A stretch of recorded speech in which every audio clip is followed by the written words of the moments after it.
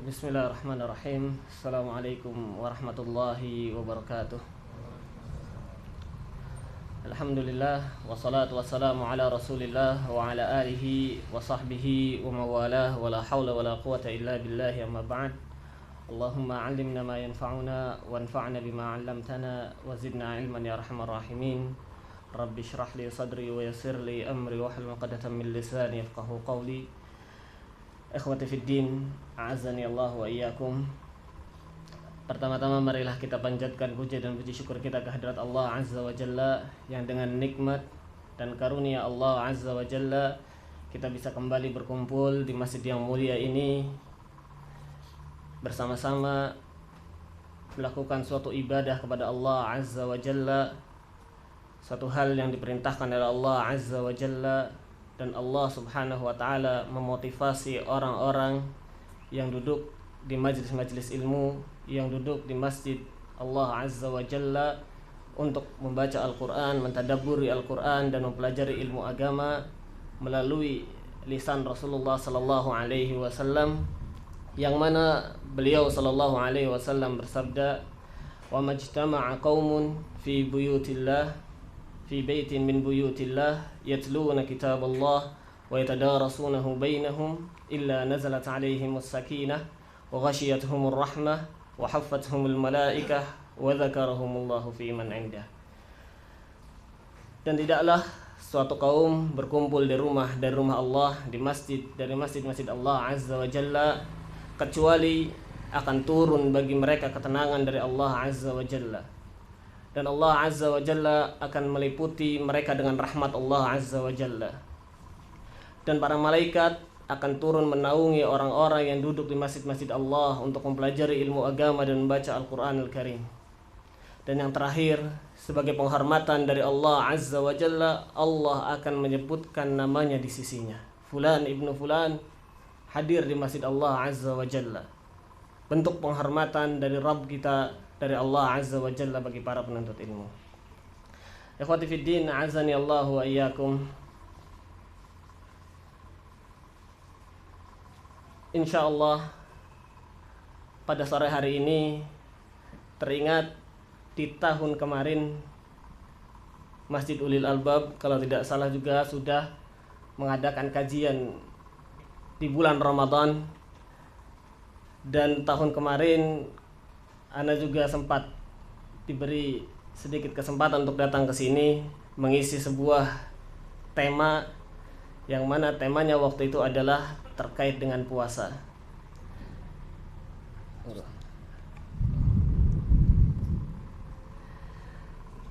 Sehingga teringat sebuah istilah dari para ulama ussalaf, bahwasanya bulan Ramadan syahrus siyam, Ramadan syahrul qiyam wa syahru tilawatil Quran.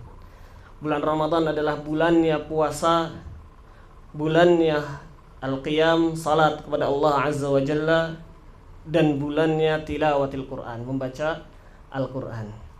Di kesempatan tahun lalu kita sudah sedikit membahas, kalau masih ada yang ingat, kalau masih ada yang nyatat, tahun lalu kita pernah membahas bagaimana seorang muslim mengupgrade puasanya. Waktu itu kita ambilkan dari perkataan Ibnu Qudamah radhiyallahu rahimahullahu taala, ketika beliau menjelaskan puasa itu ada 3 derajat: shaumil umum wa shaumil khusus wa shaumi khususil khusus. Mungkin masih ada yang nyatat. Puasanya yang biasa-biasa saja, puasa yang khusus istimewa, kemudian puasa yang sangat khusus, yang super istimewa. Tujuannya agar di bulan Ramadan tahun lalu kita bisa mengupgrade puasa kita, dan juga tahun-tahun setelahnya kita bisa berpuasa secara maksimal. Alhamdulillah kita selesai dari pembahasannya di tahun lalu. Maka pada kesempatan kali ini kita buat lanjutannya. Kalau kemarin kita sudah membahas syahrul siyam, maka sekarang kita masuk ke syahrul qiyam, bulannya ibadah salat kepada Allah Azza wa Jalla. Kalau tahun kemarin kita sudah berbicara tentang bagaimana mengupgrade puasa kita kepada Allah Azza wa Jalla, maka tahun ini mari kita bicarakan terkait salat.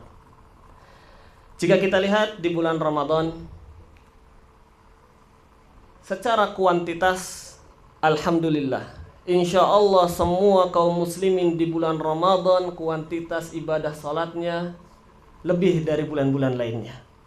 Mau tidak mau kita lihat setelah Isya, alhamdulillah ada salat tarawih. Mungkin di bulan-bulan biasanya setelah salat Isya tidur bablas sampai subuh, lupa qiyamul lail, lupa tahajud.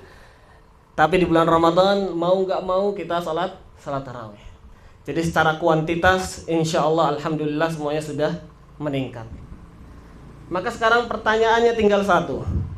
Kalau kuantitas sudah beres, maka tinggal kualitasnya saja.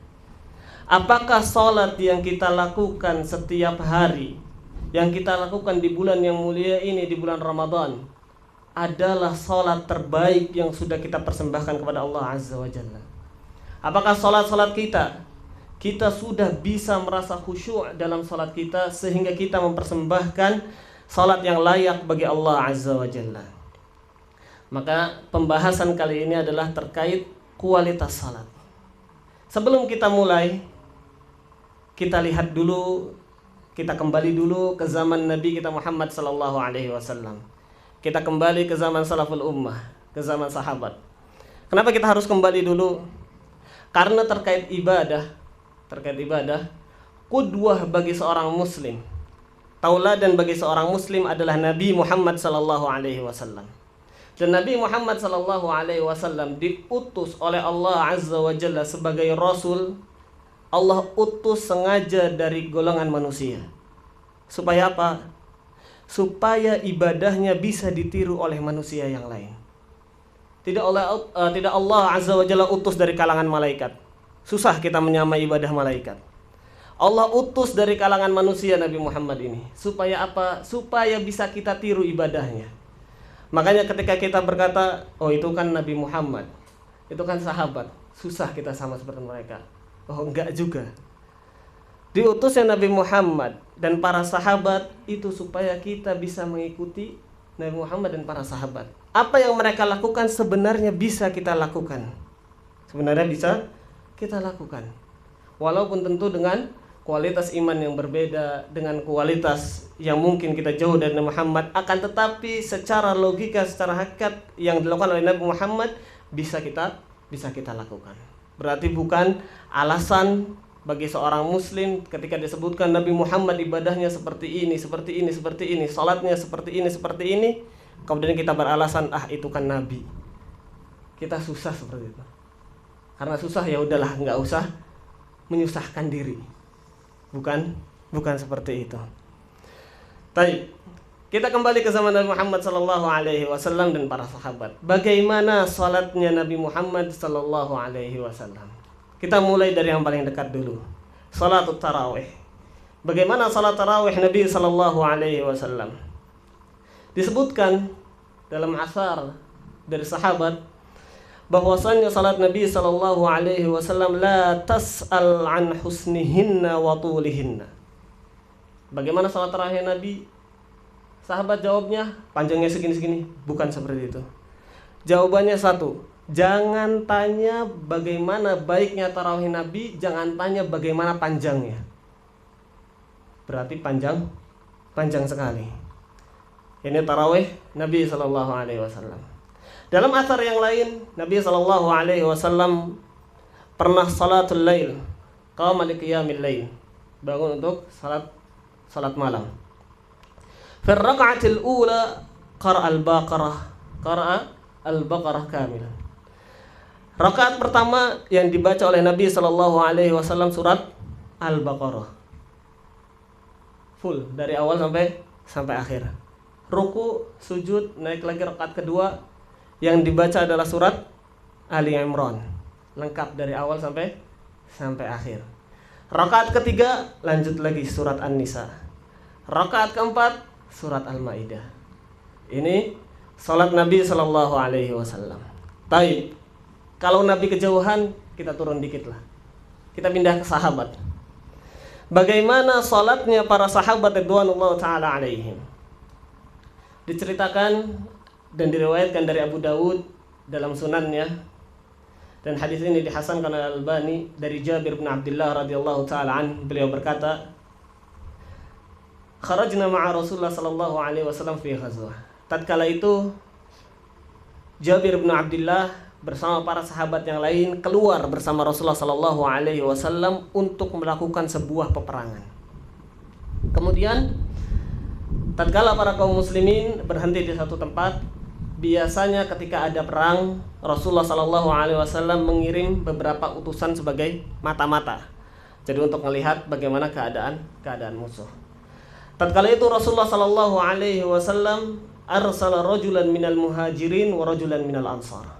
Rasulullah SAW mengirim satu orang muhajirin, satu orang dari ansar. Dikirim untuk mengawasi pergerakan kaum musyrikin. Akhirnya jalanlah kedua orang ini untuk mengawasi pergerakan kaum musyrikin. Sampai akhirnya datang waktu malam. Datang waktu untuk istirahat. Karena ini sedang dalam keadaan perang, maka nggak bisa dong dua-duanya istirahat. Akhirnya yang satu istirahat, yang satu berkata kepada temannya, kita gantian jaga. Tatkala itu yang ansor beristirahat terlebih dahulu. Kemudian yang muhajirin dapat giliran jaga. Daripada jaga bengong, nggak ada kerjaan, yang muhajirin ini sholat. Jadi jaga sambil sholat, mengisi waktu jaganya dengan sholat. Ia bertakbir Allahu Akbar, sholat. Ternyata tiba-tiba ada satu orang kaum musyrikin lewat tempat tersebut. Diam-diam. Ketika melihat ada dua orang kaum muslimin. Kebetulan orang musyrik ini dia punya dendam kesumat sama orang muslim. Keluarganya terbunuh di perang Badar. Akhirnya ketika ngelihat ada dua orang kaum muslimin, yang satu lagi tidur, yang satu lagi salat, dia siapkan panahnya. Dia tarik panahnya, dia arahkan ke orang muhajirin yang sedang salat. Dilepaskanlah panahnya, tep kena. Kalau kita sedang salat, ada yang nembak antum pakai senapan angin. Apa yang kita lakukan? Teriak. Gak usah jauh-jauh senapan angin. Mungkin kalau di ulul albab yang lebih realnya lagi, kita lagi salat, ada durian jatuh. Kenceng, duriannya besar. Minimalnya antum ngelirik. Ini apa yang jatuh? Orang muhajirin ini ketika kena panah, apa yang dilakukan? Biasa aja, lanjut sholatnya. Orang musyrik ini heran lihat ini. Ini orang tahan, kebal ini. Kena satu panah, masih lanjut. Tarik lagi yang kedua. Lepaskan lagi yang kedua. Kena lagi yang kedua. Masih diem. Lanjut sholat. Lepaskan lagi yang ketiga, baru mulai kerasa panasnya. Sudah nggak tahan kena yang ketiga ini. Akhirnya orang muhajirin, sahabat muhajirin ini, dia ruku, mengeraskan suara takbirnya. Dia sujud, dia keraskan suara takbirnya, sehingga orang ansor ini bangun. Dia nggak membatalkan sholatnya. Dia ruku, sujud, ngeraskan takbir, orang ansor ini bangun. Ketika orang musyrik ini, ketika ngelihat orang ansor ini bangun, langsung lari. Karena dia dua orang. Tatkala selesai dari sholat, orang ansor ini bertanya kepada sahabatnya yang muhajirin. Dia bilang, Subhanallah, ala nahaitani awwalu marama. Subhanallah, kenapa enggak kamu kasih tahu ketika kena tancepan yang pertama? Kenapa harus nunggu sampai 3 bercucuran darah, baru kemudian kamu takbir yang keras, baru kemudian kamu bangunkan aku? Kenapa enggak pas pertama kali kena kamu langsung bangunkan aku? Apa jawaban orang muhajirin ini? Orang muhajirin tersebut berkata, qala kuntu fi suratin aqra'uha falam uhibbu an aqta'aha. Sungguh ketika aku lagi sholat, aku membaca satu surat yang mana surat itu aku gak suka untuk motong surat itu. Saking dia khusyuknya dalam sholat, dia gak mau motong bacaan surat ini. Dia tahan tusukan panah 1, 2, 3 demi tidak memotong surat yang ia baca. Ini kualitas sholatnya para sahabat. Kalau kita lihat zaman sekarang, mungkin di ulul albab kalau tarawih berapa lama, Pak? Setengah jam. mungkin bisa dicoba. Kalau kita mau tarawih 1 juz sajalah minimalnya. 1 juz itu mungkin 1 jaman. Itu biasanya kalau sudah tengah-tengah, sudah mulai baik yang goyang-goyang kakinya, goyang-goyang. Kalau mungkin ulul albab masya Allah masih tahan. Tapi kalau antum mau nyoba di luar, antum baca 1 juz, itu di belakang udah banyak yang daham. Ini nggak selesai salatnya. Ini menandakan bagaimana bedanya kualitas salat kita dengan kualitas salat para sahabat dan para Nabi Sallallahu Alaihi Wasallam. Padahal seharusnya salat yang bagus adalah seperti salatnya sahabat dan salatnya Nabi. Bukan berarti ketika salat kita kualitasnya rendah kemudian kita maklumi, kita wajarkan, enggak. Seharusnya salat kita itu seperti mereka. Mereka ada karena kita seharusnya mengikuti mereka. Bukan kemudian kita ya wajarlah zaman sekarang. Susah. Berat. Baik. Kemudian selanjutnya pertanyaannya adalah kenapa Nabi dan para sahabat bisa tahan melakukan salat yang seperti ini? Kenapa Nabi dan para sahabat bisa melakukan salat dengan kekhusyuan yang luar biasa? Monggo, apa jawabannya? Jawabannya sama seperti kalau kita lihat zaman sekarang. Mungkin yang sudah punya anak, sudah menginjak usia remaja, megang HP. Kemudian buka permainan, buka game.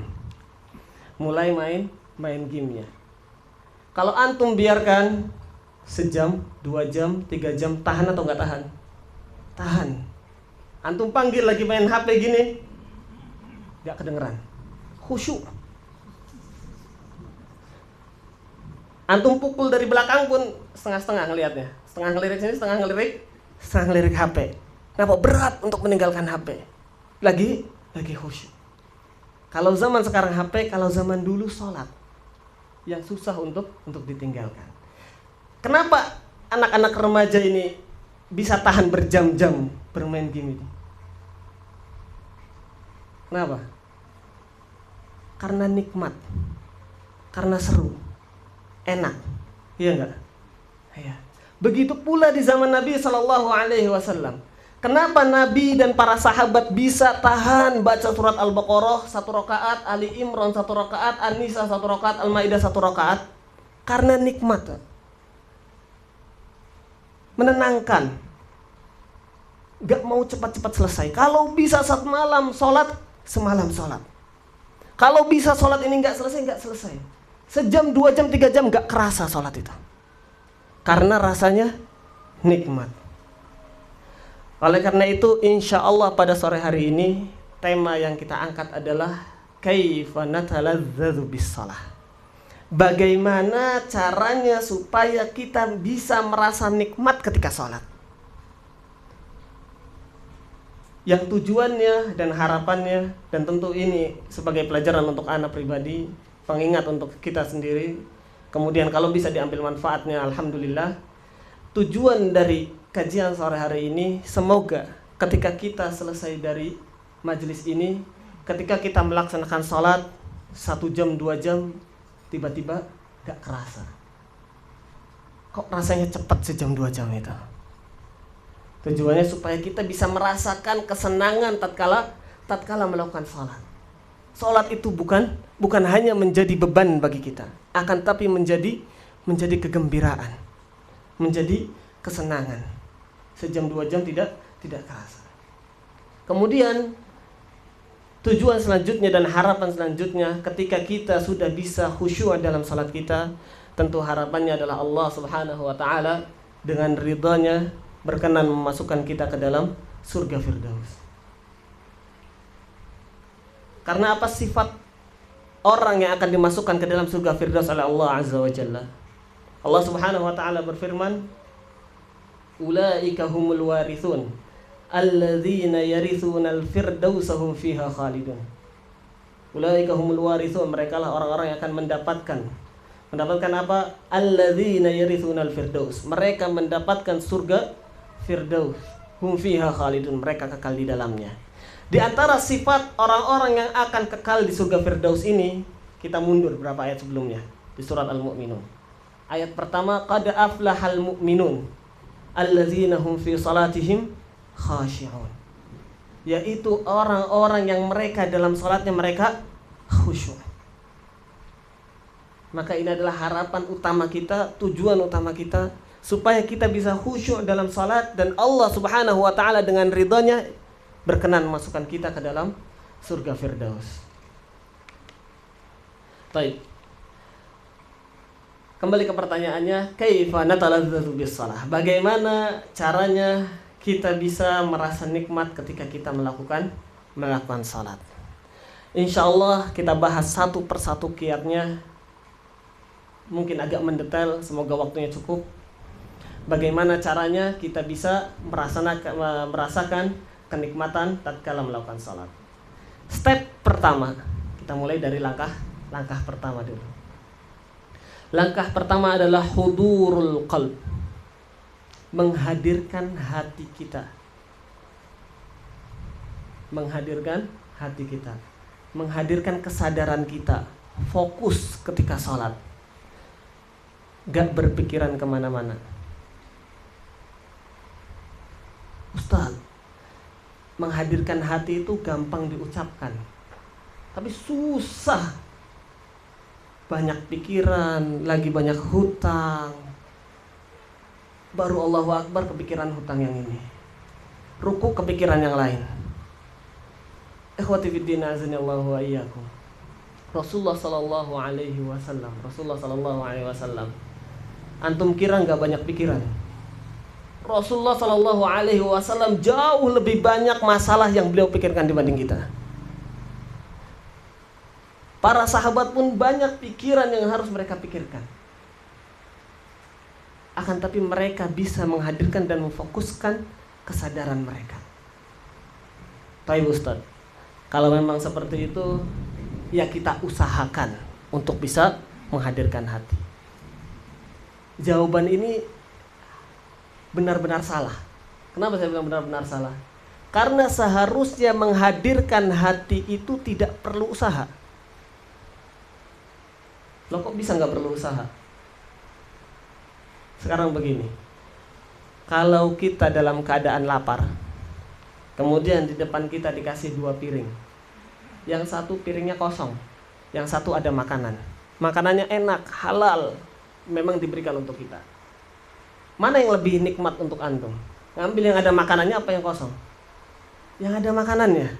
Nggak perlu disuruh, iya nggak? Kenapa? Karena itu lebih nikmat dan lebih enak. Begitu pula menghadirkan hati dalam sholat.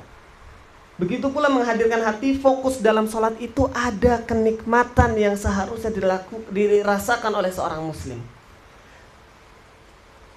Menghadirkan hati itu ada kelezatannya yang lebih lezat dibandingkan memikirkan ngalor ngidul.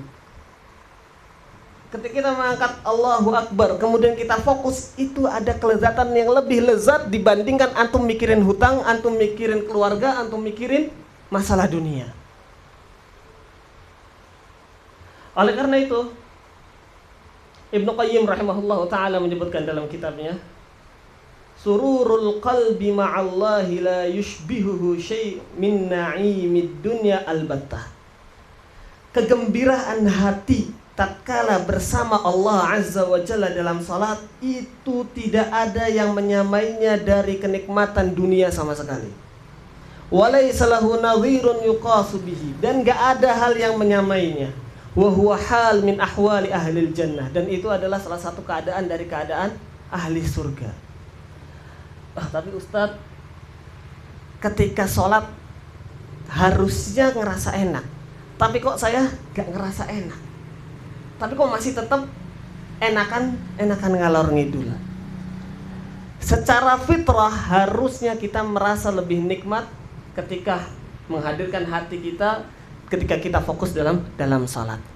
Akan tetapi terkadang hidup seorang manusia tatkala penuh dengan maksiat, kita ingat sabda Rasulullah sallallahu alaihi wasallam, innal mu'min idza aznaba dzamban nukitat fi qalbihi nuqtatan sauda. Sungguh seorang muslim tatkala ia biasa ia melakukan sebuah dosa, maka akan ditorehkan dalam hatinya satu titik hitam. Fa in taba wa naza'a wastaghfara saqula qalbuh.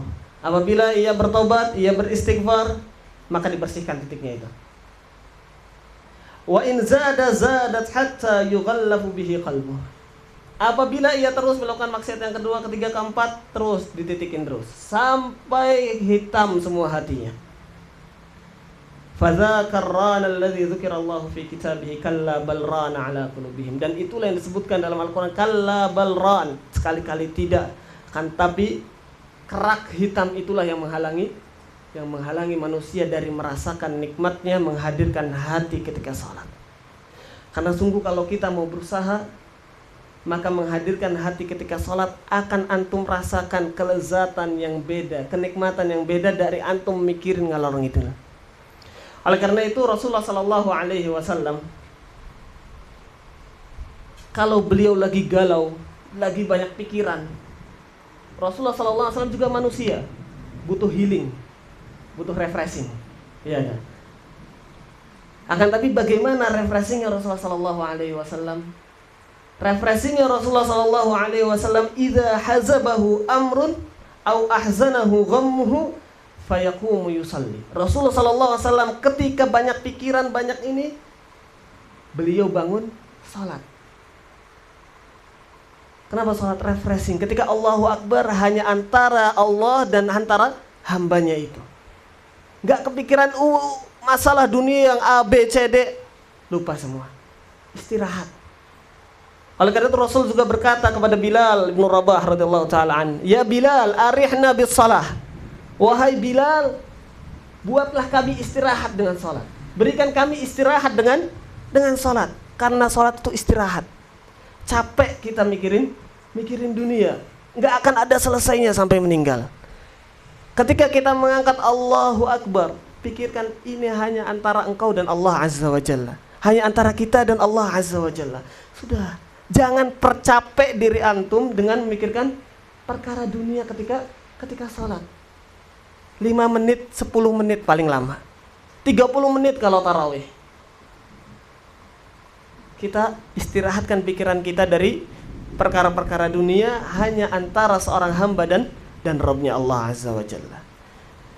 Ini adalah step pertama. Bagaimana kita bisa merasakan nikmat ketika salat. Ketika kita sudah bisa memfokuskan diri kita dari Allahu Akbar sampai tahiyat, Assalamualaikum warahmatullahi, Assalamualaikum warahmatullahi, maka akan terasa bedanya orang yang menghadirkan hatinya dan tidak menghadirkan hatinya, yang fokus salat dan yang tidak fokus salat. Ini yang pertama. Dan perlu diketahui, ini masih langkah pertama, bukan tujuan terakhir. Bukan berarti ketika orang sudah memfokuskan hatinya, dia bisa fokus dari awal sampai akhir, berarti salatnya sudah khusyuk. Belum. Berarti dia sudah bisa merasakan nikmat yang hakiki dari salat. Belum. Masih ada step-step selanjutnya. Yang kedua, apabila seorang ingin merasakan nikmatnya salat, yang kedua adalah hendaknya ia faham. Ini yang penting dan PR bagi kebanyakan masyarakat Indonesia. Faham apa yang ia ucapkan, faham apa yang imam baca, faham apa yang ia lakukan. Ketika dia Allahu Akbar, Allahumma ba'id baini wa baina khataaya kama ba'adta bainal masyriq wal maghrib, ia tahu apa yang ia ucapkan. Bukan hanya hafalan. Ketika membaca Alhamdulillahi Rabbil Alamin Ar-Rahmanir Rahim, dia faham apa arti Alhamdulillah, apa arti Ar-Rahmanir Rahim, apa arti Maliki Yaumiddin. Karena begini, bagaimana kita bisa merasakan kekhusyuan kalau kita dari awal Allahu Akbar kita nggak paham apa-apa? Gimana kita bisa tahan 1 jam salat tarawih kalau misalnya 1 jam ini kita nggak paham apa-apa? Misal gampangnya, ini semuanya insya Allah orang Jawa ya. Kalau misalnya anak ceramah di depan antum pakai bahasa Sunda 1 jam, ada yang bisa fokus dari awal sampai akhir? Susah. Karena memang ini tabiatnya manusia. Kalau nggak paham gimana bisa khusyuk? Kalau nggak paham gimana bisa kita mengerti apa yang kita inginkan dari Allah Azza wa Jalla? Maka jawabannya untuk bisa memahami apa yang kita ucapkan adalah dengan mempelajari bahasa Arab. Ini yang perlu kita ketahui dan kita camkan dalam diri kita. Mempelajari bahasa Arab bukan hanya seperti mempelajari bahasa Inggris atau bahasa Mandarin atau bahasa-bahasa yang lain. Jika kita punya anak, jangan sampai anak kita lebih sering les bahasa Inggris dibanding les bahasa Arab. Kenapa? Karena bahasa Arab ini hubungannya bukan hanya dunia, Pak. Bahasa Arab ini hubungannya dunia dan akhirat. Bahasa Arab ini hubungannya dengan kekhusyuan kita ketika sholat. Gimana kita bisa merasakan permohonan kita kepada Allah Azza wa Jalla ketika kita ucapkan hal-hal yang kita sendiri tidak paham.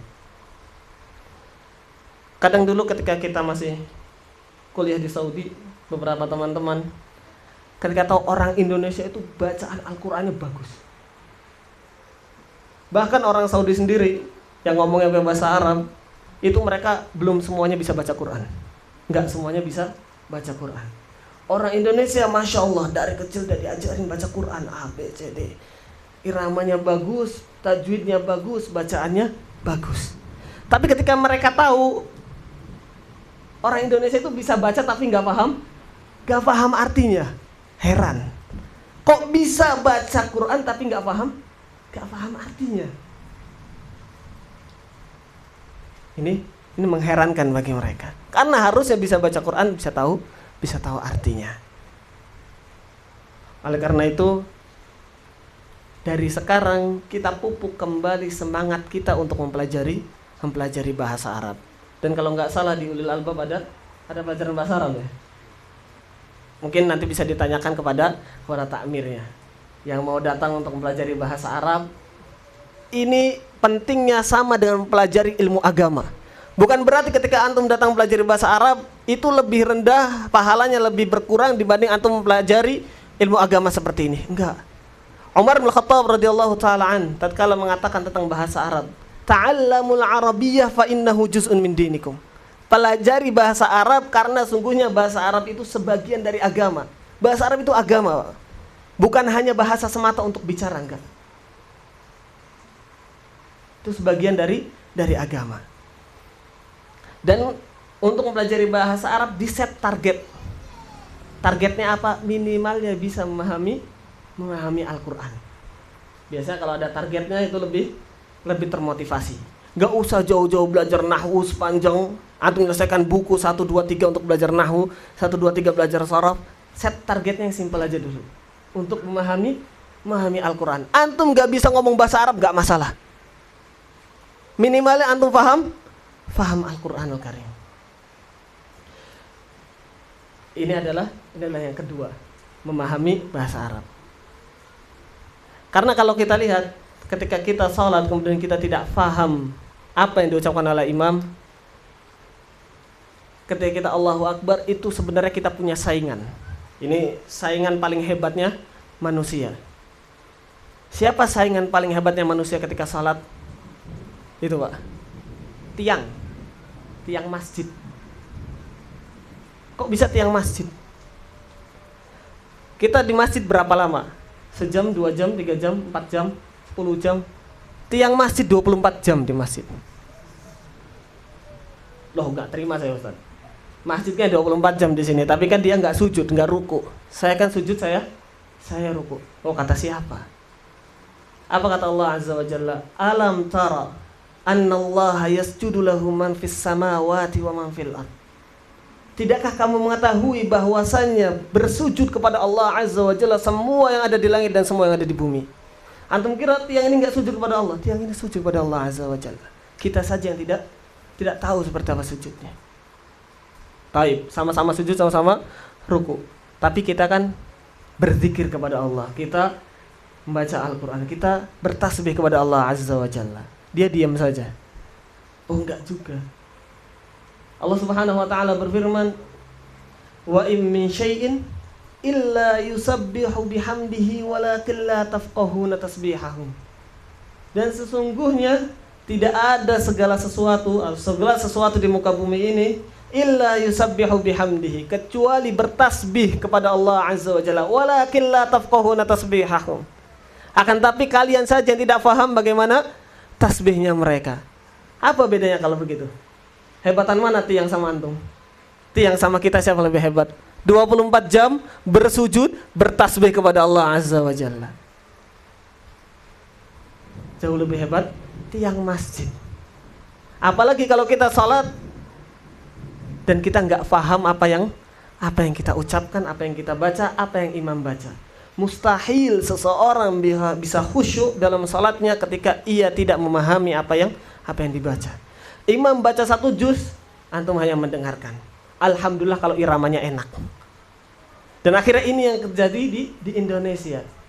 Kita meninggikan, kita mengagungkan irama. Karena kita nggak paham isinya. Minimalnya enak didengar. Kalau iramanya berantakan, bacaannya kurang bagus nadanya, makin ngantuk. Udah nggak paham, nggak enak didengar. Karena itu, ikhwati fiddin azani Allah wa iyyakum. Step kedua adalah hendaknya seorang muslim berusaha memahami apa yang ia baca ketika sholat. Kalau susah untuk memahami misalnya Al-Quran Al-Karim secara keseluruhan, minimalnya Al-Fatihah. Ini dibaca berkali-kali. Kita paham ketika ngomong Alhamdulillahi Rabbil Alamin, kita tahu apa artinya. Ketika ngomong Ar-Rahmanir Rahim, Iyyaka na'budu wa iyyaka nasta'in, kita tahu bahwasanya kita sedang meminta kepada Allah. Ihdinas siratal mustaqim, kita paham bahwasanya kita sedang berdoa kepada Allah Azza wa Jalla. Sehingga kita bisa benar-benar khusyuk dalam meminta kepada Allah Azza wa Jalla. Baik, ini yang kedua. Kita lanjut ke yang ketiga. Step ketiga, bagaimana kita bisa semakin merasakan kenikmatan dalam sholat, supaya salat kita semakin nikmat. Sebelum masuk ke step yang ketiga, ada sebuah kisah tentang Abu Nawas. Insya Allah semuanya kenal Abu Nawas ini. Abu Nawas ini nama aslinya adalah Al-Hasan ibnu Hani. Orang ini terkenal di masa hidupnya dia ini suka mabok, suka mengucapkan syair-syair yang jorok, yang gak sopan, yang gak cocok untuk diucapkan oleh seorang muslim. Semua orang di desanya, di kampungnya semuanya tahu Abu Nawas sifatnya seperti itu. Tiba-tiba suatu hari Abu Nawas berubah 180 derajat. Dari yang suka mabok, suka ngomong syair yang gak bagus, tiba-tiba jadi orang yang alim, orang yang saleh. Sekampung heran, kok bisa Abu Nawas berubah 180 derajat? Sampai akhirnya tatkala Abu Nawas meninggal, kemudian ingin diurus oleh masyarakat kampungnya, mereka mendapati di balik bantal Abu Nawas ada secari kertas, sengaja ditaruh di bawah bantal supaya dibaca terus sama Abu Nawas ini. Di balik bantalnya mereka mendapati sebuah tulisan, tertulis di dalamnya syair. Abu Nawas menuliskan dalam syair tersebut, Ya Rabbi in azumat dzunubi kasratun. Wahai Rabb, seandainya dosa-dosaku begitu banyak menggunung, falaqad alimtu bi anna 'afuka 'azam. Maka sungguh ya Rabb, aku mengetahui bahwasanya ampunanmu, maafmu begitu besar. In kana la yarjuka illa muhsinun. Apabila tidak ada yang boleh berharap kepadamu kecuali orang-orang yang baik. Fabiman yaludhu wa yastajirul mujrim. Maka orang-orang yang jahat, yang buruk seperti aku ini, kepada siapa aku mengadu, aku meminta ampunan. Ad'uka Rabbi kama amarta tadarruan. Maka wahai Rabb, aku berdoa kepadamu dengan penuh permohonan. Fa idza radatta yadi faman dza yarham. Apabila engkau kembalikan tanganku ini kosong, engkau tolak permohonanku, maka siapa lagi yang akan merahmatiku wahai Rabb? Abu Nawas bisa berubah 180 derajat. Kenapa? Karena dia punya harapan yang besar kepada Allah Azza wa Jalla untuk diampuni dosa-dosanya. Dia punya harapan harapan yang besar untuk bisa diampuni dosa-dosanya, sehingga dia mau merubah amalannya dari yang buruk ke yang baik. Makanya kalau antum melihat, mungkin yang sudah punya anak, kalau si anak ini tiba-tiba jadi nurut, tiba-tiba jadi gampang diatur, biasanya ada maunya. Berharap ini, berharap itu, akhirnya memberikan yang terbaik untuk orang tuanya. Atau mungkin istri-istri kita ketika mungkin lagi mau dibeliin ini, dibeliin itu, biasanya antum suruh bikinin ini gampang, antum suruh beresin rumah gampang. Lagi ada maunya, ada harapan dalam hatinya yang ingin terpenuhi. Akhirnya berusaha memberikan yang terbaik. Oleh karena itu, step yang ketiga bagaimana kita bisa merasakan kenikmatan dalam salat adalah syu'urir raja. Apa itu syu'urir raja? Memunculkan dalam hati kita perasaan berharap kepada Allah Azza wa Jalla. Memunculkan dalam hati kita perasaan berharap kepada Allah Azza wa Jalla. Ketika kita mau sholat, kita munculkan perasaan berharap pada Allah. Harapan apa? Harapan agar Allah Azza wa Jalla berkenan merahmati kita. Harapan agar Allah Azza wa Jalla berkenan mengampuni kita. Karena sungguh kita tahu, kita sadar bahwasanya dosa kita itu banyak, kesalahan kita itu banyak, dan yang bisa mengampuni dosa-dosa kita hanya Allah Azza wa Jalla.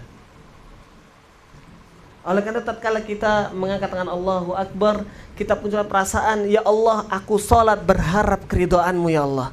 Semoga Engkau merahmati aku, semoga Engkau berkenan masukkan aku ke dalam surga-Mu. Semoga Engkau berkenan menjadikan hidupku ini hidup yang berkah, hidup yang penuh dengan kenikmatan, hidup yang penuh dengan rizki dari Allah Azza wa Jalla. Karena sungguh Allah Azza wa Jalla sebagaimana yang Allah firmankan dalam hadis qudsi, ana inda husni dhanni abdi bi falyadhunna abdi ma syaa. Sungguh aku sesuai dengan prasangka hambamu. Sungguh aku sesuai dengan prasangka hambaku. Kalau hambaku berpikiran menganggap bahwasanya Allah Azza wa Jalla maha memberikan rahmat, maka aku memberikan rahmat.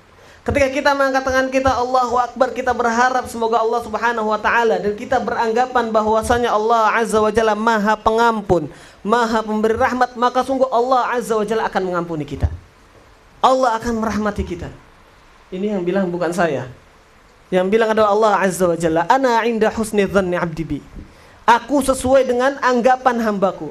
Ketika hambaku menganggap Allah Azza wa Jalla adalah zat yang penuh dengan rahmat, zat yang mengampuni dosa, maka Allah Azza wa Jalla akan mengampuni dosa Anda. Allah Azza wa Jalla akan merahmati Anda. Ikhwati fiddin, a'azzani Allah wa iyyakum. Karena sungguh seperti yang dikatakan Ibnu Qayyim rahimahullahu ta'ala, war-Rabb tabaraka wa ta'ala laysa lahu tha'run 'inda 'abdihi fayastashfa bi'iqabihi. Karena sungguh Rabb, Tuhan kita Allah Azza wa Jalla, laysa lahu tha'run 'inda 'abdihi. Allah Azza wa Jalla itu sama sekali tidak pernah mendendam terhadap hambanya. Antum melakukan dosa 1, 2, 3, Allah itu enggak dendam sama antum. Fayastashfi bi'iqabihi, sehingga Allah merasa nikmat ketika menghukum hambanya itu enggak sama sekali. Beda dengan manusia. Manusia ketika ada yang ngejahatin kita sekali, 2 kali, 3 kali terus-terusan, rasanya kesel. Kalau udah nempeleng dia mungkin baru lega rasanya hati. Kalau Allah enggak. Kita melakukan kesalahan kepada Allah 1, 2, 3, ratusan, ribuan, sebanyak-banyaknya, Allah Subhanahu wa ta'ala sama sekali tidak mendendam kepada kita. Ketika Allah Subhanahu wa ta'ala memberikan hukuman, memberikan azab kepada hambanya, bukan karena dendam, bukan karena marah, akan tapi karena keadilan Allah Azza wa Jalla. Wala yazidu dzalika fi mulkihi mithqala dzarrah walau ghafara li ahli al-ardi jami'an ma naqasa min mulkihi mithqala dzarrah. Kalau seandainya Allah Azza wa Jalla memberikan maghfirah, merahmati semua orang-orang yang hidup di muka bumi ini, maka tidak berkurang sedikit pun dari kekuasaan Allah Azza wa Jalla. Kaifa wa qad sabaqat rahmatuhu ghadabuhu kama qala ta'ala kataba rabbukum ala nafsihi ar-rahmah Wa qala rabbukum ud'uni astajib lakum. Karena bagaimana tidak, Allah Subhanahu wa taala berfirman, kataba rabbukum ala nafsihi rahmah. Allah Azza wa Jalla berfirman, Allah Subhanahu wa taala telah mewajibkan bagi dirinya sendiri, bagi zat Allah Azza wa Jalla ar-rahmah, sifat kasih sayang. Kemudian di ayat yang lain Allah Subhanahu wa taala berfirman, wa rahmati wasi'at kulla syai, dan rahmatku wasi'at kulla syai, luas, meliputi segala sesuatu. Oleh karena itu tatkala kita ingin salat, maka kita keluarkan, kita munculkan perasaan harapan kita kepada Allah Azza wa Jalla. Karena seseorang ketika tidak berharap sesuatu, maka sulit bagi dia untuk fokus melakukan hal tersebut. Sulit untuk bisa memberikan yang terbaik bagi Allah Azza wa Jalla. Tapi kalau sudah ada maunya, ini tabiatnya manusia, ketika ada maunya, maka dia lebih mudah untuk memberikan yang terbaik bagi Allah Azza wa Jalla. Lebih mudah bagi kita untuk khusyuk, untuk merasakan kenikmatan salat tatkala ada dalam hati kita perasaan berharap kepada Allah Azza wa Jalla. Ini yang ketiga. Baik, kemudian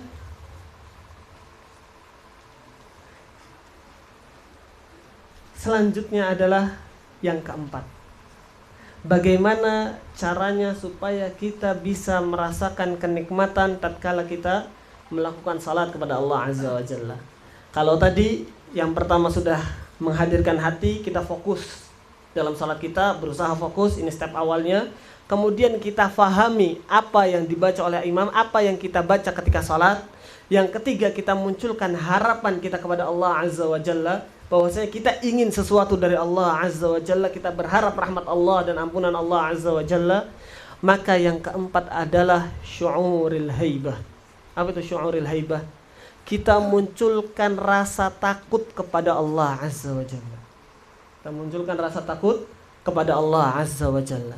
Dan ini sebagai penyeimbang rasa berharap kepada Allah yang seharusnya ada dalam diri setiap muslim tatkala ia mau melakukan salat. Harus ada rasa takut dan rasa berharap. Loh, tadi bilangnya yang pertama berharap, kemudian yang kedua takut. Emang bisa digabungin takut dan berharap ini? Jawabannya bisa.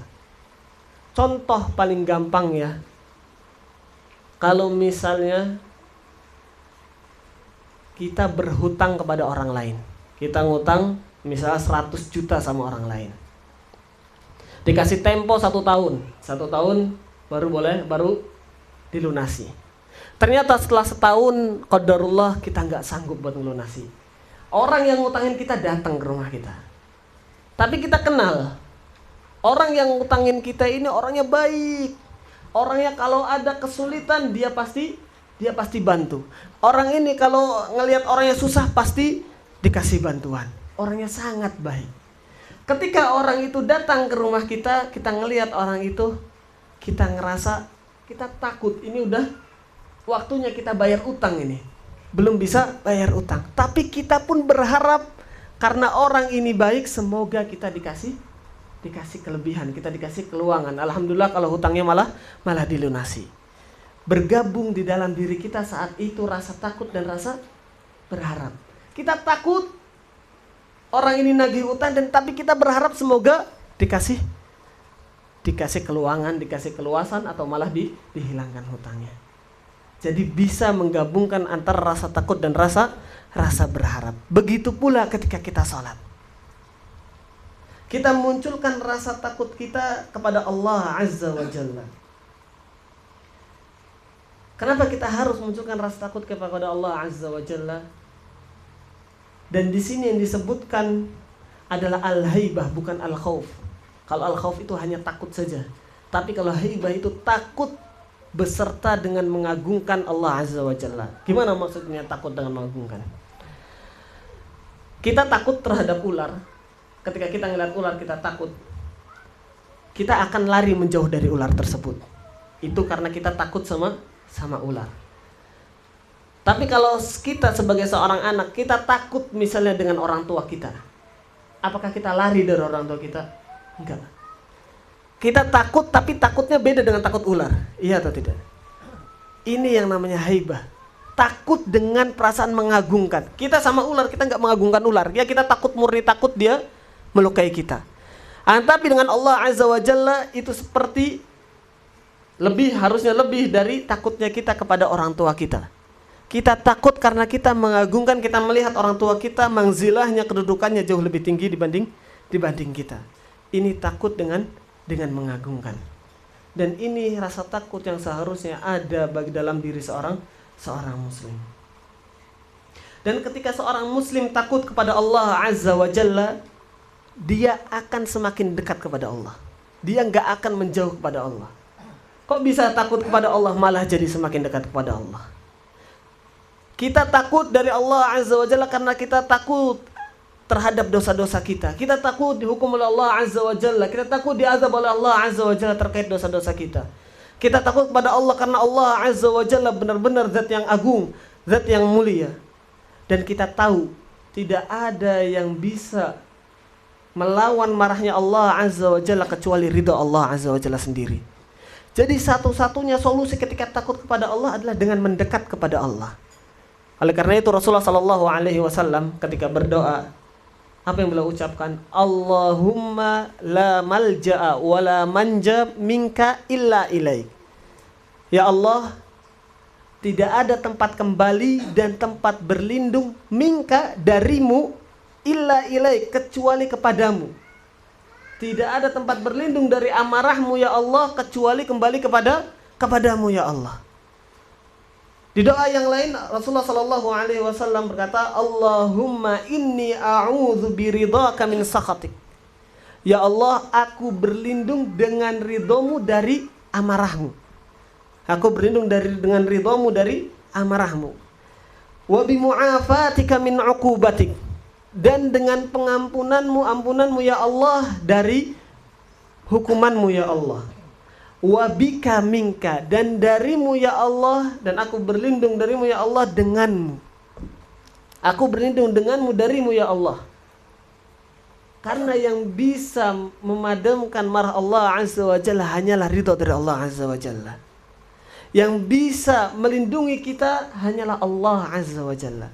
Oleh karena ketika seorang merasa takut, dia tahu solusinya adalah hanya dengan mendekatkan diri kepada Allah Azza wa Jalla. Dan sungguh seorang muslim itu sepatutnya takut kepada Allah Azza wa Jalla. Karena jangan jauh-jauh. Jibril alaihi salam. Kita tahu bagaimana agungnya Jibril alaihi salam. Bagaimana besarnya zat Jibril alaihi salam. Jibril alaihi salam memiliki 600 sayap. Satu sayapnya besarnya bagaimana, Pak? Kulla janahin saddal ufuk. Satu sayap itu besarnya kalau antum lihat ke ufuk timur, itu menutupi ufuk semuanya. Itu satu sayap. Bisa dibayangkan 600 sayap. Seperti apa besarnya Jibril alaihi salam. Bagaimana agungnya Jibril alaihi salam. Kita manusia kecil. Akan tapi Jibril alaihi salam, sebagaimana disabdakan oleh Rasulullah sallallahu alaihi wasallam, marartu lailatan usriya bi bil mala'il a'la. Rasul cerita, tatkala aku diangkat oleh Allah Azza wa Jalla di malam Isra Mi'raj, diangkat ke langit.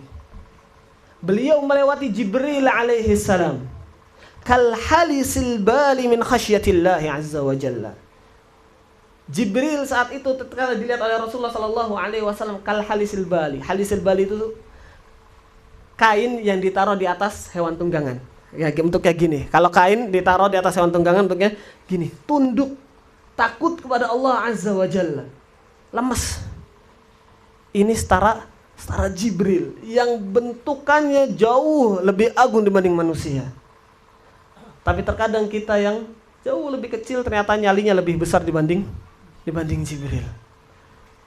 Nyalinya lebih besarnya bukan karena berani, ini karena kejahilan kita terhadap keagungan Allah Azza wa Jalla. Jibril faham 100% bagaimana agungnya Allah Azza wa Jalla sehingga dia takut kepada Allah Azza wa Jalla. Bahkan para malaikat ada yang diciptakan oleh Allah Azza wa Jalla dari semenjak dia diciptakan sampai nanti hari kiamat. Dia tugasnya hanya sujud, ruku, ibadah kepada Allah Azza wa Jalla. Dari dia diciptakan sampai nanti hari kiamat. Kemudian malaikat ini bilang apa? Yaqul subhanaka ma abadnaka haqqa ibadatik. Maha suci engkau ya Allah, sungguh selama hidupku ini kami belum pernah beribadah kepadamu dengan ibadah yang sebenar-benarnya. Ini malaikat yang dari awal sampai akhir kerjanya cuma ibadah, cuma sujud dan rukuk. Maka kalau kita selaku manusia yang kecil, yang banyak kekurangan, yang ibadahnya sama sekali jauh dari kata sempurna, kita nggak takut kepada Allah Azza wa Jalla, maka ini sungguh keterlaluan. Dan rasa takut itu bukan hanya takut di mulut, akan tapi takut itu benar-benar ada di dalam hati. Sama seperti harapan, bukan hanya harapan kita munculkan rasa harapan dan perasaan takut di mulut saja, tidak. Harus ada benar-benar di hati kita rasakan, sehingga nanti konsekuensinya adalah sholat kita semakin khusyuk. Kalau ternyata sholat kita masih belum khusyuk, maka ketahui jangan-jangan perasaan takut kita kepada Allah Azza wa Jalla belum benar-benar takut. Perasaan harapan kita kepada Allah Azza wa Jalla belum benar-benar muncul. Ikhwati fiddin azani Allah wa iyyakum. Oleh karena itu Allah Subhanahu wa taala berfirman, "Ma lakum la tarjuna lillahi waqara." Maka mengapa kalian tidak mengetahui keagungan Allah Azza wa Jalla? Mengapa kita tidak mengetahui keagungan Allah Azza wa Jalla? Dan di antara hal yang bisa menambah rasa takut kita kepada Allah Azza wa Jalla itu ada dua hal. Yang pertama, pengetahuan kita terhadap Allah Azza wa Jalla. Semakin kita kenal Allah Azza wa Jalla, semakin kita tahu Allah Azza wa Jalla, semakin kita takut kepada Allah. Ini yang pertama. Yang kedua adalah pengetahuan kita tentang diri kita sendiri. Oleh karena itu Allah Subhanahu wa taala berfirman, "Balil insanu ala nafsihi basirah walau alqa ma'adzirah." Sungguh manusia itu tahu terhadap dirinya sendiri. Dia tahu kalau dirinya itu kurang. Dia tahu kalau dirinya itu banyak maksiat. Dia itu tahu dalam hatinya bahwasannya dia ini sama sekali belum memberikan apa-apa kepada Allah Azza wa Jalla. Walau alqa ma'adzira, walaupun lisannya mengucapkan alasan A, B, C, D, sejatinya dia itu tahu bagaimana ibadahnya di hadapan Allah Azza wa Jalla. Sehingga masing-masing dari kita melihat kepada dirinya sendiri-sendiri. Belum pantaskah kita takut kepada Allah Azza wa Jalla? Jangan sampai kita terperdaya dari lembutnya Allah Azza wa Jalla. Kita hidup alhamdulillah, senang, banyak rizki. Allah Subhanahu wa taala seakan-akan lembut terhadap kita. Allah Subhanahu wa taala seakan-akan tidak memperdulikan maksiat-maksiat kita. Allah Subhanahu wa taala seakan-akan tidak mempedulikan kesalahan-kesalahan kita. Jangan sampai seorang muslim terperdaya dengan hal ini. Karena sungguh apabila Allah Azza wa Jalla, inna rabbaka idza akhadha al-qura wa hiya zalimah inna akhdaha alimun syadid. Sungguh Allah Azza wa Jalla apabila menghukum sebuah desa, apabila menghukum sebuah maksiat, maka sungguh hukumannya alimun syadid. Hukumannya adalah hukuman yang pedih, hukuman yang berat. Jangan sampai kita terperdaya dari lembutnya Allah Azza wa Jalla, sehingga kita lupa bahwasanya kita harus takut kepada Allah Azza wa Jalla. Ikhwati fiddin, a'azzani Allah wa iyyakum. Ini adalah step yang keempat, bagaimana kita bisa merasakan nikmatnya salat. Ketika kita sudah menghadirkan hati kita, kita sudah fokus, kemudian kita faham apa yang kita ucapkan. Kita dalam salat, sebelum melakukan salat, kita hadirkan dalam hati kita harapan agar Allah Subhanahu wa taala merahmati kita, dan kita melakukan salat ini karena kita takut dari Allah Azza wa Jalla menghukum kita akibat kesalahan-kesalahan kita. Maka step selanjutnya adalah, dan ini adalah yang paling penting, yang dengan perasaan ini kita salat 1 jam, 2 jam, 3 jam gak akan kerasa, yaitu memunculkan perasaan cinta kepada Allah Azza wa Jalla. Kalau kita lihat seorang kekasih, antum pisahkan, kita pisahkan, kemudian dia bisa bertemu lagi, kita pisahkan waktu yang jauh, lokasi yang jauh, maka hatinya, karena mereka berdua saling mencintai, hatinya cepat merasa rindu. bawaannya mau ketemu kekasihnya lagi, mau cepat-cepat bertemu lagi. Begitu pula tatkala seorang hamba cinta kepada Allah Azza wa Jalla sebagaimana cintanya ia kepada kekasihnya.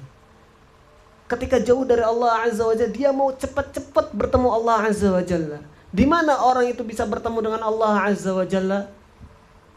Dalam salat, dalam sujudnya. Itu adalah posisi dan lokasi di mana kita paling dekat dengan Allah Azza wa Jalla. Tatkala kita dalam keadaan sujud. Dan kalau seorang benar-benar cinta kepada Allah Azza wa Jalla, maka dia rasanya mau cepat-cepat sujud lagi. Rasanya mau cepat-cepat sholat lagi. Sholat 1 jam, 2 jam gak akan kerasa kalau memang dalam hatinya ada rasa cinta kepada Allah Azza wa Jalla. Seorang kekasih ketika bertemu sama kasihnya, ngobrol 2 jam, 3 jam itu gak akan kerasa. Karena cintanya benar-benar dari hati. Berarti kalau kita sholat 1 jam, 2 jam itu masih kerasa pedas, masih kerasa sulit, berarti perlu diintrospeksi. Jangan-jangan rasa cinta kita kepada Allah Azza wa Jalla hanya di mulut saja.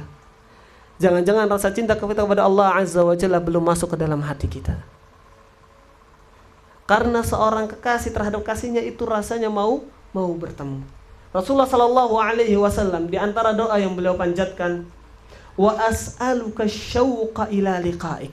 Ya Allah, aku berharap kerinduan terhadap pertemuan denganmu ya Allah. Meminta kerinduan kepada Allah Azza wa Jalla. Dan seorang mukmin seharusnya mencintai Allah Azza wa Jalla lebih dari yang lain.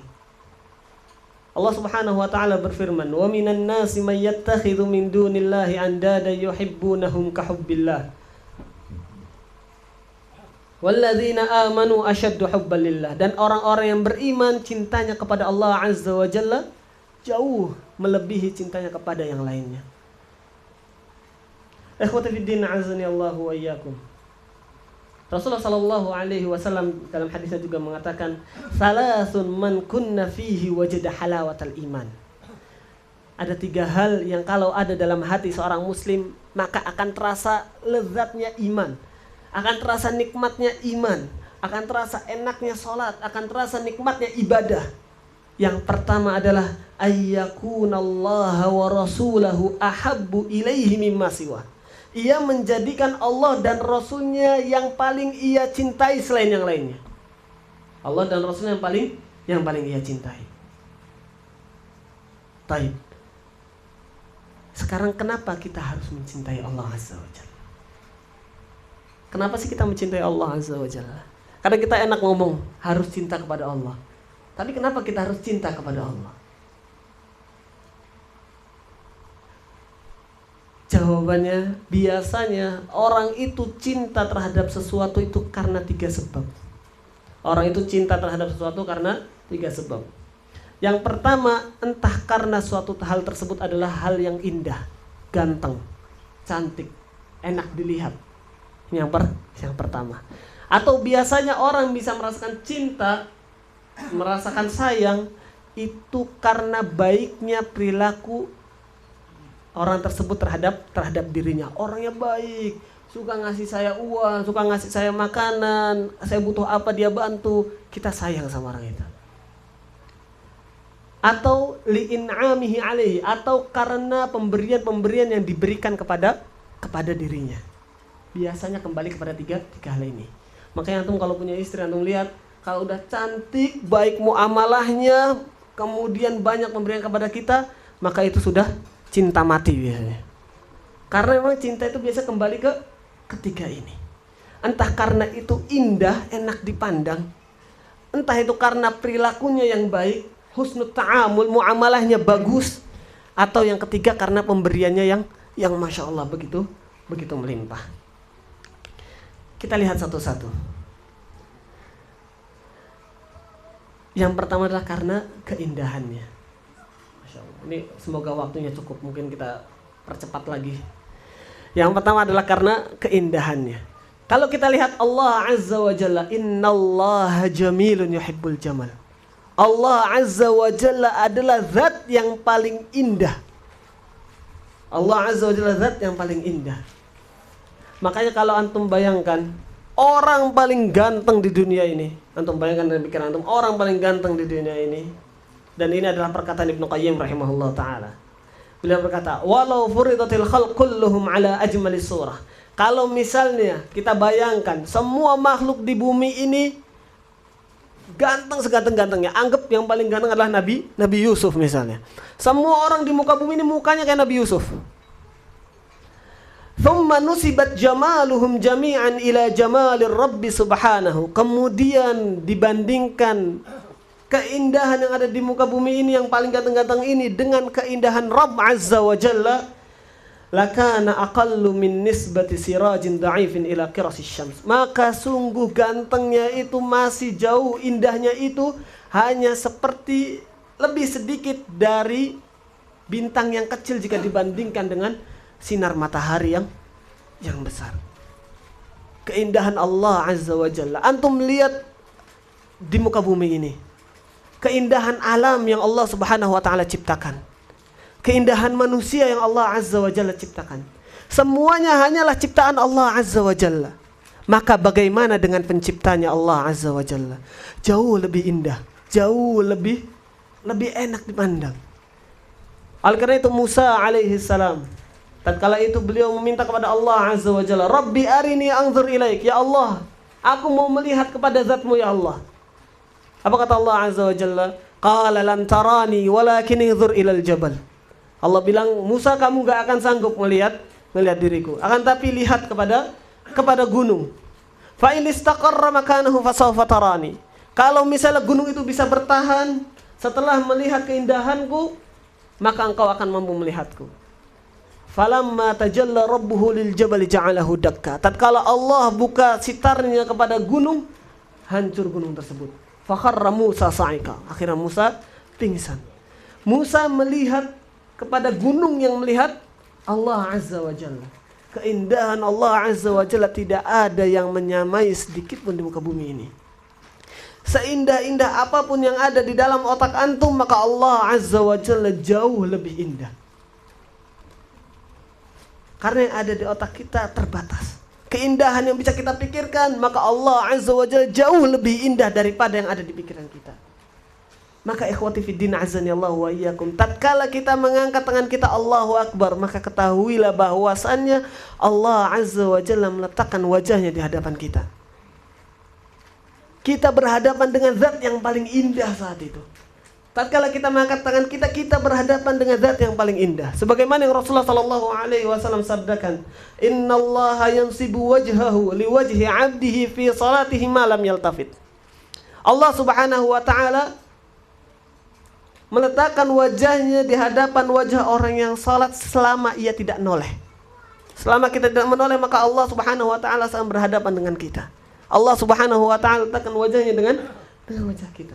Ini zat yang paling indah yang berhadapan dengan kita tatkala kita salat.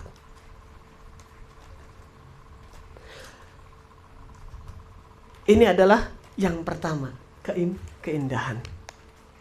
Yang kedua, biasanya kita mencintai orang karena husnul ta'amul, karena baiknya muamalah kita. Karena baiknya muamalah orang tersebut kepada kita, sehingga kita sayang, kita cinta kepada orang tersebut.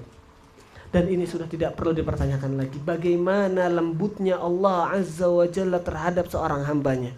Bagaimana rahimnya Allah Azza wa Jalla terhadap seorang hambanya. Bahkan kalau kita lihat dalam Al-Quran, Allah Subhanahu wa ta'ala terhadap orang-orang yang jahat, orang-orang yang bermaksiat, Allah enggak manggil ya mujrim, Allah enggak manggil wahai orang yang jahat, orang yang maksiat, enggak. Ya ibadiyalladzina asrafu, wahai hamba-hambaku yang melampaui batas. Allah sebut dengan sebutan sayang. Allah sebut dengan sebutan penuh rahmat. Ini kepada orang-orang yang bermaksiat kepada Allah Azza wa Jalla. Maka hadirin ikhwati fiddin azani Allahu wa iyyakum.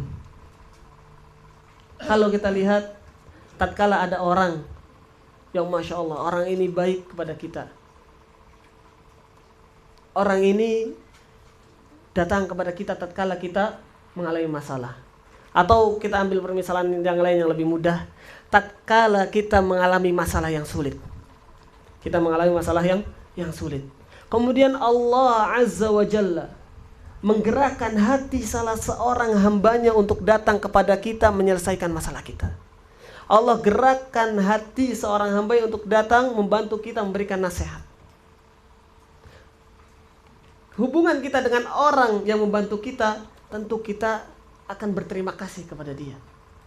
Kita akan memuliakan orang ini, kita sayang kepada orang yang bantu kita gini. Cuma terkadang kita lupa bahwasanya orang ini ada yang menggerakkan.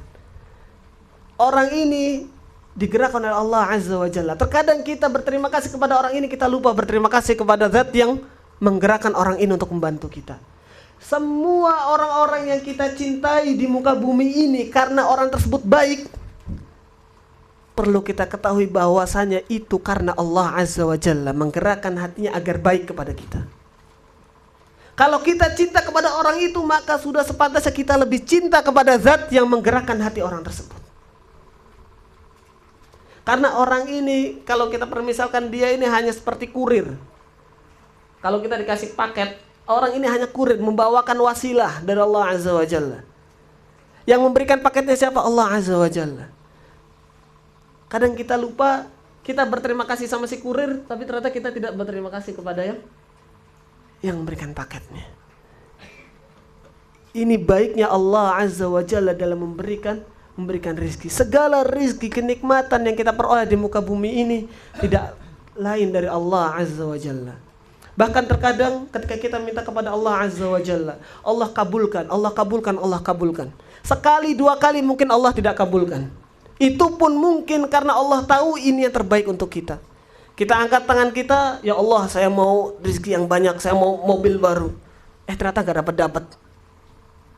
Mungkin Allah tahu ini yang terbaik untuk kita. Apabila kita diberikan hal tersebut, maka itu akan berbahaya bagi kita. Fa'asa an tuhibbu syai'an wa huwa syarrul lakum. Bisa jadi kita cinta sesuatu padahal sesuatu tersebut buruk bagi kita. Allah tahan, Allah tidak berikan. Sehingga setelah itu kita rasanya kesel sama Allah Azza wa Jalla. Kita udah minta yang lain kok dikasih, kita enggak dikasih. Kita kesel, kita marah sama Allah, kita benci sama Allah. Akan tapi dengan marahnya kita kepada Allah, bencinya kepada Allah, setiap harinya Allah Azza wa Jalla tetap memberikan kepada kita rizki. Allah tetap memberikan kepada kita makan. Setahun, 2 tahun kita baru sadar, ya Allah, memang yang dulu itu memang Engkau yang benar ya Allah. Ketika kita kembali kepada Allah, Allah langsung terima taubat kita. Setahun, 2 tahun, 3 tahun ketika kita kurang ajar sama Allah, kita gak beradab dengan Allah, Allah hapuskan semuanya. At-taibu minadz-dzam kama la dzamba lahu. Rasulullah SAW bersabda, orang yang bertaubat dari dosa seakan-akan tidak ada dosa.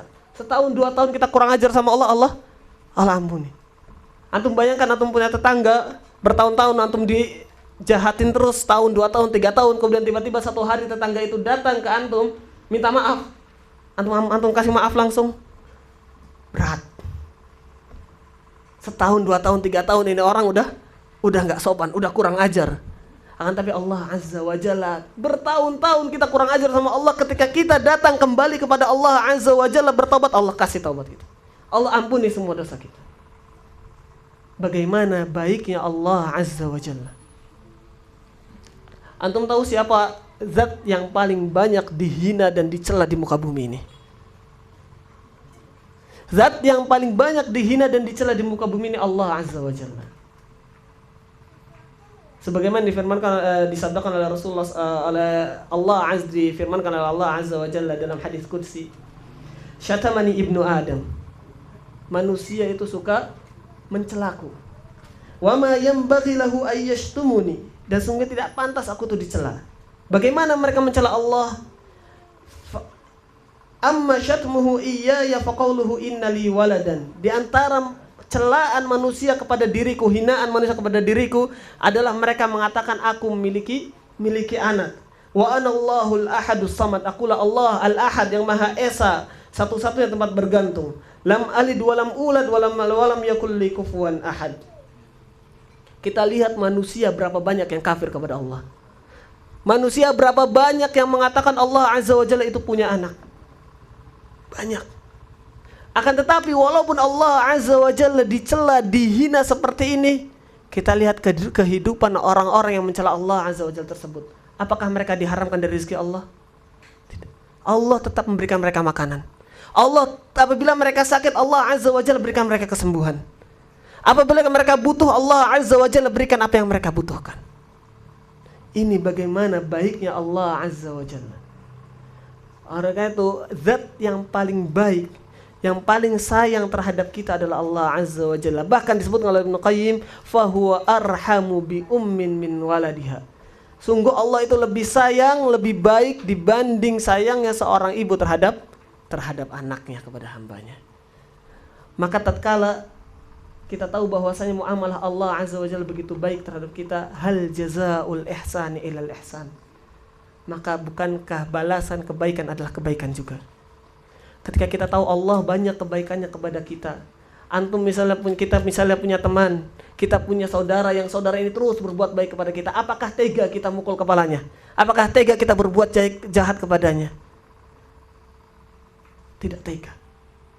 Begitu pula Allah Azza wa Jalla dengan segala kebaikan yang Allah berikan. Apakah kita nggak sanggup 5 menit, 10 menit kita berikan, kita fokuskan sholat kita kepada Allah Azza wa Jalla?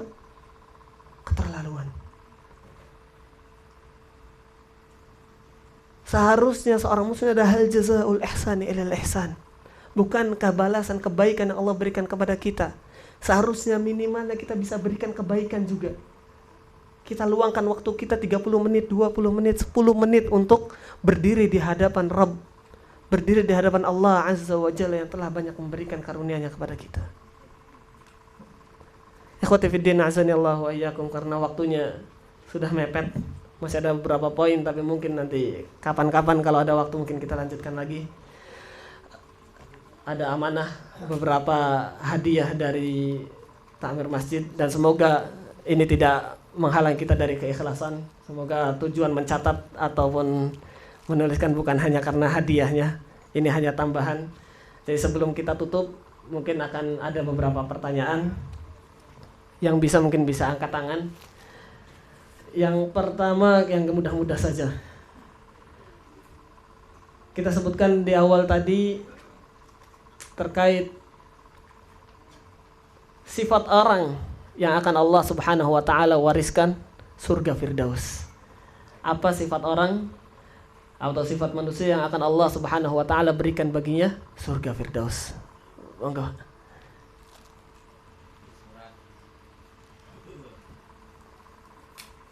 Disebutkan di dalam firman-Nya Allah, qad aflahal mu'minun alladzina hum fi salatihim khashi'un. Barakallahu fiikum. Alladzina hum fi salatihim khashi'un. Ini ada baju atau sembako ya? Sembakonya di mana tadi? Masih di dalam. Oh, berarti pilihannya mau dipilih aja, Pak. Monggo. Macam-macam. Lebih besar biasanya lebih bagus. Barakallahu fiikum, jazakumullah khairan. Baik, kemudian yang kedua, tadi kita sebutkan di antara hal-hal yang bisa membantu kekhusyuan dalam salat. Monggo salah satunya. Monggo, Pak.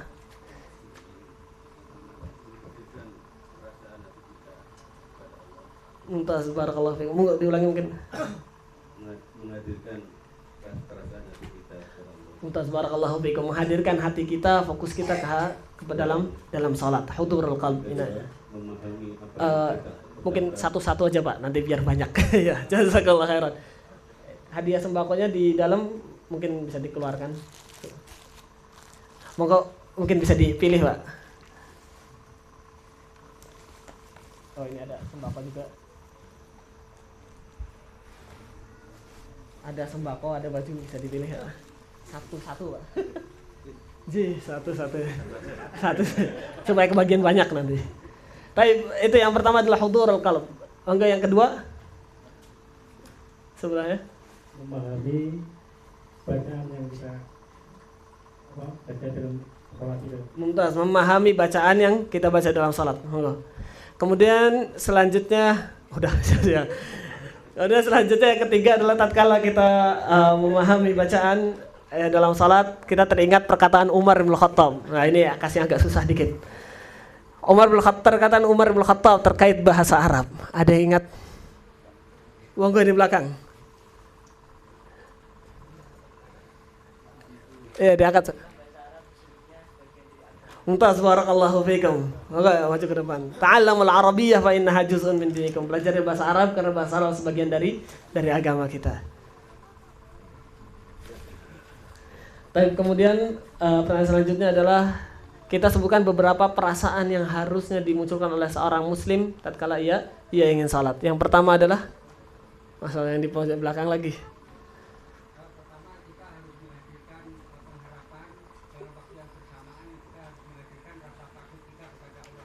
Mumtaz, barakallahu fikum. Kita harus menghadirkan yang pertama adalah pengharapan kepada Allah Azza wa Jalla. Karena ketika kita berharap, maka kita akan berusaha untuk memberikan yang terbaik. Monggo, Pak.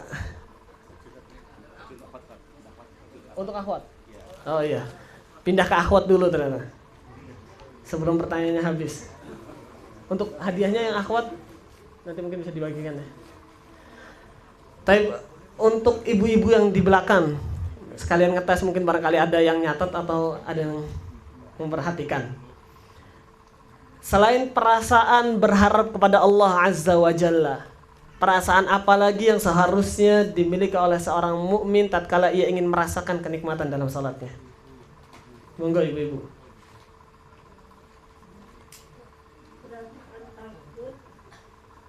Perasaan takut. Mumtaz, barakallahu fikum. Perasaan takut kepada Allah Azza wa Jalla. Mungkin ini bisa diingat-ingat. Siapa yang jawabnya mungkin nanti bisa diambil. Ada wah, namanya mungkin bisa disebutkan supaya nggak ketukar nanti hadiahnya. Ummu siapa?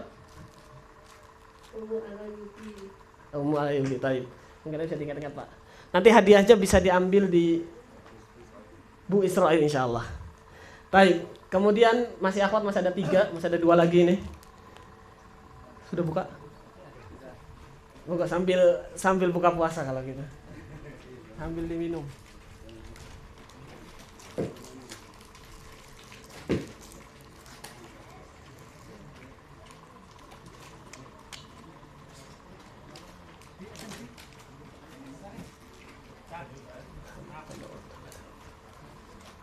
Tapi sambil nyambi buka puasa, sambil bagi-bagi hadiah supaya lebih gembira. Oh iya, azan dulu, Masya Allah. Monggo yang azan dulu.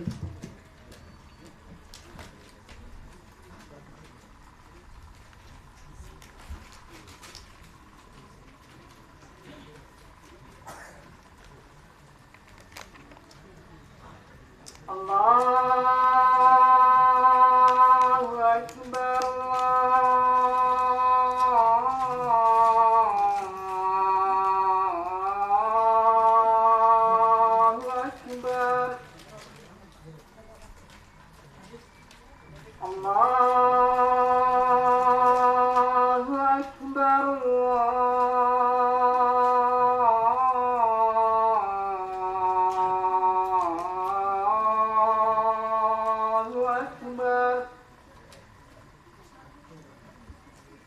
Asyhadu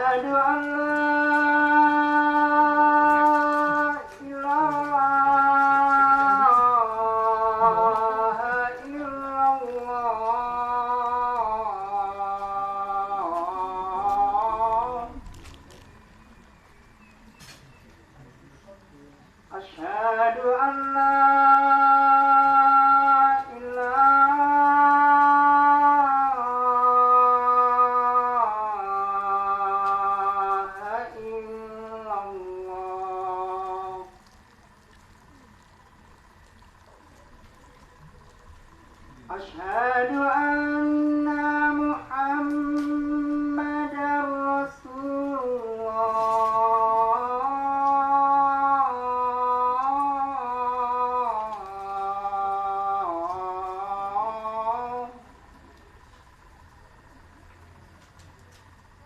Asyhadu anna